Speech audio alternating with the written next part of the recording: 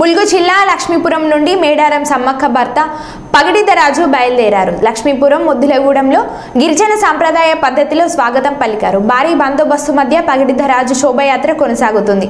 మరికొద్దిసేపట్లో పగిడిద్దరాజు శోభయాత్ర పస్రాకు చేరుతుంది.